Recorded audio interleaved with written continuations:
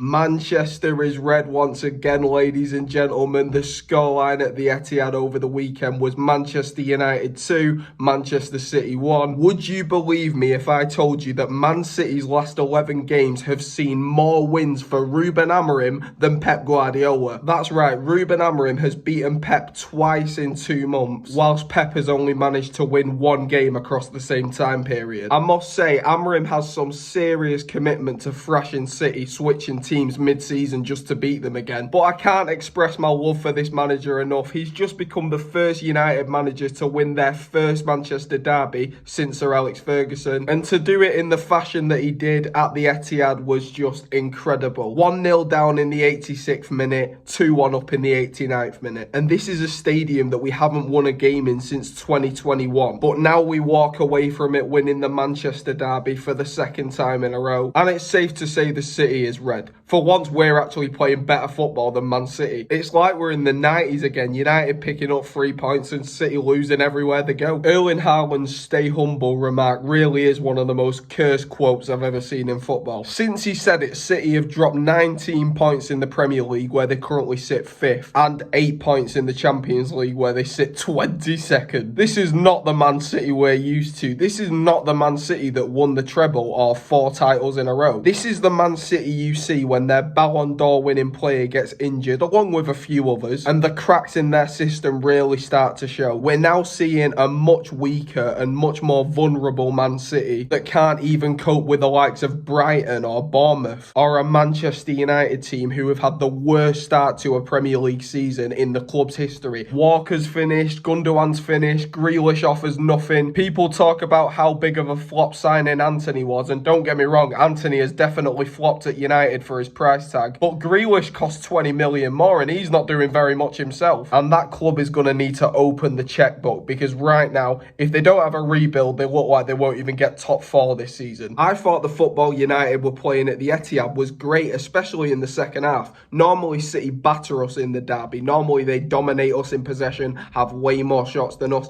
But this time we had the same amount of shots as them, same shots on target. The possession was nearly 50-50 each. And anyone that watched that game can tell you United were the far better team long before the late goals came. So it was nice to win a derby and thoroughly deserve it. And it's all thanks to AMAD Diallo. He wasn't just the man of the match. He might just be the best player we've got on our hands at the moment. Amazing performances week in, week out. Always popping up in big games. That's the second time he scored a late winner for us against a huge rival. Earlier this year, he got us into the FA Cup semi-finals by scoring the winner against Liverpool in stoppage time. And this time he wins the game for us against City in such dramatic fashion at the Etihad. And what a finish it was. The way he manages to control it mid-air with his tiptoes to hit it over Ederson and then get the shot off from that kind of angle. Unbelievable. He can dribble, he can finish, he can take on his man. What can he not do as an attacker? And what I'm seeing is such a different personality, such a different mentality in these players since Amorim started coaching us. Could this positive football fade in the next 10 months? Possibly. I really hope we don't have another Ten Hag situation where we did really well in his first season, getting 3rd in the Premier League, winning a trophy, getting to the FA Cup final, and then completely falling off in the second season. Most of that was due to injuries, but